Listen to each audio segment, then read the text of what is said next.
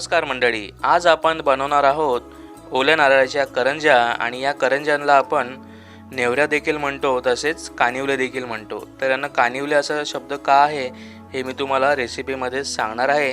त्यासाठी रेसिपी तुम्ही शेवटपर्यंत आवर्जून पहा. तर आता या ओल्या नारळाच्या करंज्या उर्फ कानिवले बनवण्यासाठी लागणारं जे साहित्य आहे ते आपण एकदा पाहून घेऊयात. गरजेनुसार तांदळाचं पीठ घ्यायचं आहे. अर्ध नारळाचं वळ आपण बारीक किसून घेतलेलं आहे. 100 ग्रॅम गूळ बारीक किसून घ्यायचा आहे. 1 चमचा वेलची पूड, अर्धा चमचा मीठ आणि 1 चमचा आपण साजूक तूप घेणार आहोत. तर आता आपण वळूयात आपल्या पुढच्या कृतीकडे. तर मित्रांनो, आता आपण तांदळाचं जे पीठ आहे ते उकडून घेणार आहोत. त्यासाठी आम्ही हा टोप ठेवलेला आहे. त्यामध्ये आपण एक तांब्या भरून पाणी टाकून घ्यायचं आहे. आता या पाण्यामध्ये आपण अर्धा चमचा मीठ टाकून घेऊयात. तर मित्रांनो, आता या पाण्याला छानपैकी उकळी आलेली आहे. तर आता या पाण्यामध्ये आपण तांदळाचं पीठ उकडून घ्यायचं आहे. तर आता या पाण्यामध्ये आपण थोडं थोडं तांदळाचं पीठ मिक्स करून ते चांगलं शिजवून घ्यायचं आहे.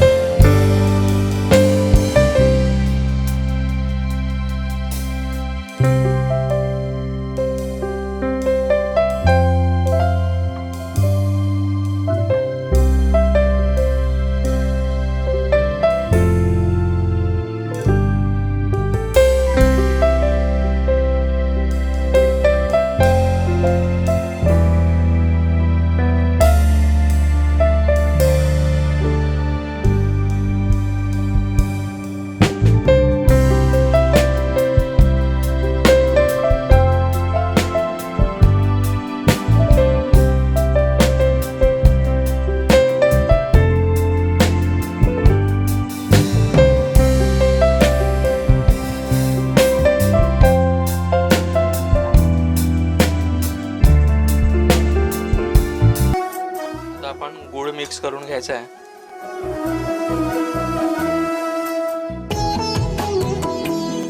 आता हे सर्व मिश्रण आपण चांगलं मिक्स करून घेऊयात आणि त्यामधला जो गूळ आहे तो गूळ चांगला वितळेपर्यंत आपल्याला ते मिश्रण हलवत राहायचं आहे.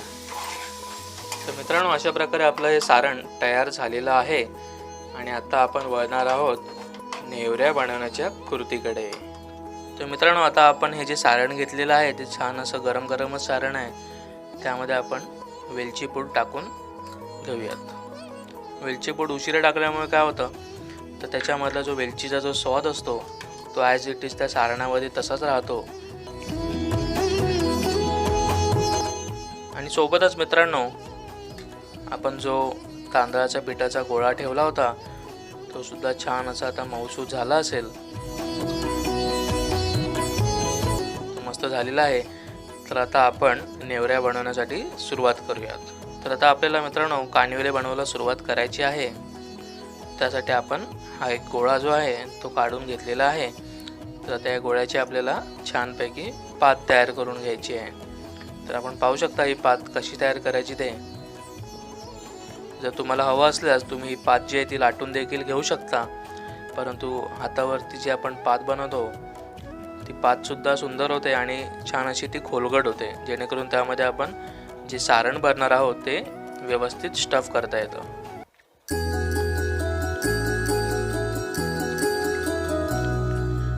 तर अशा प्रकारे आपली पात मस्तपैकी आपण तयार करून घेतली आहे. त्यामध्ये आता आपण सारण जे आहे ते सारण भरून घेतोय.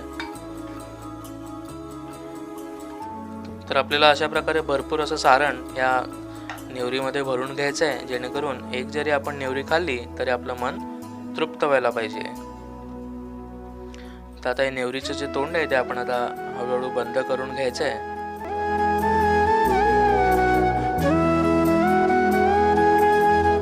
तर अशा प्रकारे आपण याचं जे तोंड आहे ते चिटकवून घ्यायचं असतं आणि या ज्या पाती आहेत त्या कुठेही उघडता कामा नये, त्यामुळे ते व्यवस्थित असं ते आपण बंद करून घ्यायचं असतं. तर आता आपल्या या कानिवल्याला आपण मुरड घालून घेणार आहोत. तर मुरड कशी घालतात ते आपण एकदा पाहून घ्या.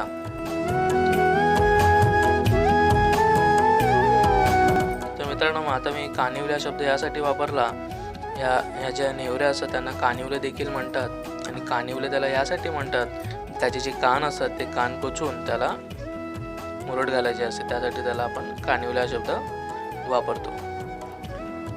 तर नेवरी हा शब्द जो आहे तो मोस्टली मालवण, कोकण, कणकवली वगैरे या साईडला वापरतात आणि कोल्हापूर, राधानगरी साईडला या नेवऱ्यांना कानिवले असं म्हणतात. तर ही मुरड कशी घालतात आपण एकदा पाहून घ्या. ही मुरड घालताना आपल्याला शेवटपर्यंत मुरड कंटिन्यू घालत राहायची असते. हात जो असतो तो अजिबात उचलायचा नसतो आणि बारीक अशी मुरड आपल्याला घालून घ्यायची असते. तर आपण पाहू शकता ही मुरड जी आहे ते आपण आता घालून घेतलेली आहे. तर आता आम्ही ही एक चाळण घेतलेली आहे आणि चाळणीमध्ये एक छानपैकी केळ्याचं हिरवेगार असं पान ठेवलेलं आहे आणि या चाळणीमध्येच आम्ही ह्या जे नेवऱ्या आहेत त्या वाफवून घेणार आहोत. त्यामुळे त्याला आपण थोडंसं तेल लावून घ्यायचं आहे आणि त्यामध्येच आपण ह्या नेवऱ्या ठेवून द्यायच्या आहेत. तर मित्रांनो, अशा प्रकारे आम्ही बाकीचे सुद्धा कानिवले तयार करून घेतो आणि त्यानंतर आपण पुढची कृती पाहूयात. तर मित्रांनो, अशा प्रकारे आम्ही या सर्व नेवऱ्या तयार करून घेतलेल्या आहेत आणि एक छान असा मोदक देखील तयार करून घेतलेला आहे. तर आता हे सर्व नेवऱ्या आपण मस्तपैकी वाफवून घेणार आहोत.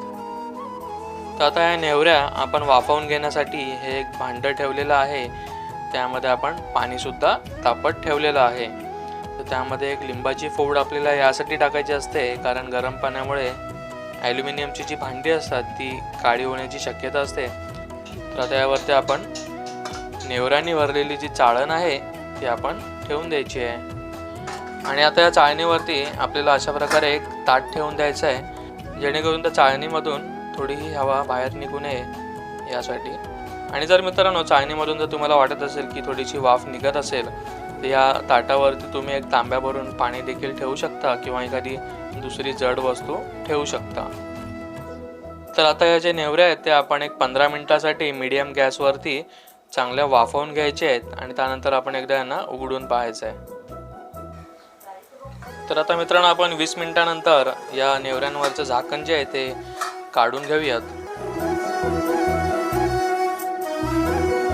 तर मित्रांनो, आपण पाहू शकता आता या ज्या नेवऱ्या आहेत त्या मस्तपैकी शिजलेल्या आहेत, छान अशा वाफून देखील निघालेल्या आहेत आणि आपण पाहू शकता केळीच्या पानाचा जो रंग आहे तो सुद्धा चेंज झालेला आहे. यावरून सुद्धा आपण ओळखू शकतो आपल्या ज्या नेवऱ्या आणि मोदक आहेत ते छानपैकी वाफून निघालेले आहेत. चला तर मग आता आपण गॅस बंद करून घेऊयात आणि ही डिश सर्व करून घेऊयात.